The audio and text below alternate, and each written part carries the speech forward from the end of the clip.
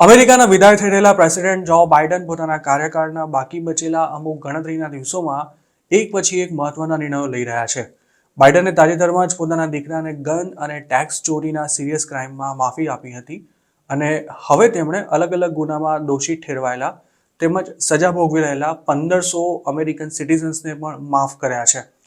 બાઇડને માફ કરેલા ગુનેગારોમાં 4 ઇન્ડિયન્સનો પણ સમાવેશ થાય છે, જેમના નામ મીરા સચદેવા, કૃષ્ણા મોટે, વિક્રમ દત્તા અને એક ગુજરાતી બાબુભાઈ પટેલ છે. બાબુભાઈ ઉર્ફે બોબ પટેલને લાખો ડોલરના કૌભાંડમાં કોર્ટ દ્વારા ફેબ્રુઆરી 2023માં 17 વર્ષની સજા ફટકારવામાં આવી હતી અને તે વખતે તેમની ઉંમર 50 વર્ષ હતી.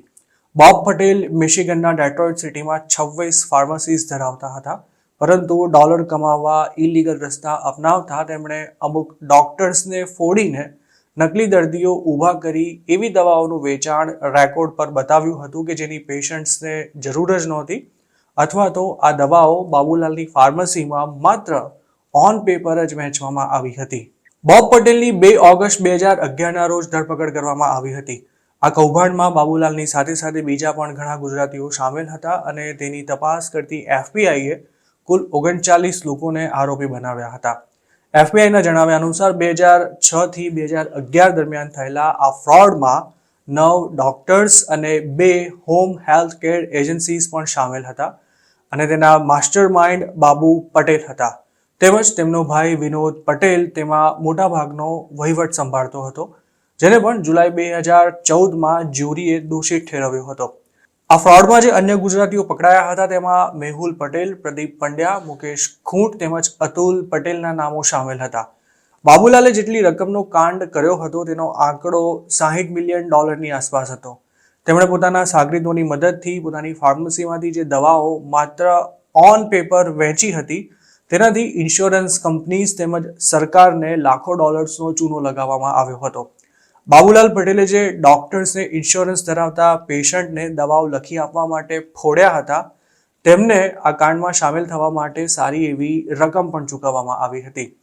ડોક્ટર્સ માટે ઇન્સ્યોરન્સ ધરાવતા પેશન્ટ્સ શોધવાનું કામ પણ બોબ પટેલ અને તેમના સાગરીતો જ કરતા હતા, જેના માટે હોમલેસ તેમજ શેલ્ટર્સમાં રહેતા લોકોને ટાર્ગેટ બનાવાતા હતા. આ લોકોના મેડિકેર અથવા મેડિકેડ નંબર બાબુલાલની ગેંગ નોટ કરી લેતી હતી અને તેમના પર ડોક્ટરોએ લખી આપેલી એવી દવાઓના બિલ ફાડવામાં આવતા હતા કે જે દવાની ન તો પેશન્ટને કોઈ જરૂર હતી કે ન તો આ દવાઓ ખરેખર તેમને અપાઈ હતી. સરકારી કે પ્રાઇવેટ ઇન્સ્યોરન્સ ધરાવતા પેશન્ટ્સની દવાના બિલ ઇન્સ્યોરન્સ કંપનીઓ ચૂકવતી હતી અને આવા નકલી પેશન્ટ્સને પણ અમુક ડોલર્સ પકડાવી દઈને બાબુલાલ તેમના નામે પોતાના ખિસ્સા ભરી લેતા હતા. ફેબ્રુઆરી 2023માં બાબુ પટેલને કોર્ટે 17 વર્ષની સજા ફટકારી. તે વખતે તેમણે જજને પોતાના પર દયા કરવા અપીલ કરી હતી તેમજ પોતાની ફેમિલીની પણ માફી માંગી હતી, પરંતુ પોતાની જાતને નિર્દોષ ગણાવતા તેમણે કોર્ટના ચુકાદા સામે અપીલ કરવાની જાહેરાત કરી હતી. 17 વર્ષની જેલની સજા સાથે બાબુલાલને તેમણે જેમની સાથે ફ્રોડ કર્યું હોય તેમને $20 મિલિયન ચૂકવવાનો પણ આદેશ કરવામાં આવ્યો હતો. બાબુલાલને સજા સંભળાવતા કોર્ટે એવું પણ નોંધ્યું હતું કે તેમના કારણે બીજા 10 લોકોની કરિયર પણ ખતમ થઈ ગઈ. બાબુલાલની ફાર્મસીમાં કામ કરતા જે 10 લોકોને આ કેસમાં આરોપી બનાવાયા હતા તેમાંના મોટાભાગના ગુજરાતીઓ હતા અને તેમને પણ ગુનેગાર ઠેરવીને કોર્ટે અલગ અલગ સજા ફટકારવાની સાથે તમામને ઇન્ડિયા કે પછી કેનેડા ડિપોર્ટ કરી દેવા માટે કહ્યું હતું. આ તમામ લોકોને બોબ પટેલે પોતાની સ્પોન્સરશિપ પર US કામ કરવા માટે બોલાવ્યા હતા. બાબુલાલ ફરતે ગાડીઓ કસવા માટે તેમની સામે અંડરકવર ઓપરેશન હાથ ધરવામાં આવ્યું હતું અને તેમના ફોન પણ ટેપ કરાયા હતા, જેમાં ગુજરાતીમાં વાત કરતા બાબુલાલે આ કૌભાંડની કેટલીક માહિતીની આપ-લે કરી હતી અને આ જ પુરાવો તેમને સજા અપાવવામાં મહત્વનો સાબિત થયો હતો. ડેટ્રોઇટમાં મોટું નામ ધરાવતા બાબુ પટેલ ગુજરાતી સમુદાયમાં પણ ખૂબ જ મહત્વનું સ્થાન ધરાવતા હતા તેમજ એક મંદિરની કમિટીમાં તેઓ વાઇસ ચેરમેન પણ હતા.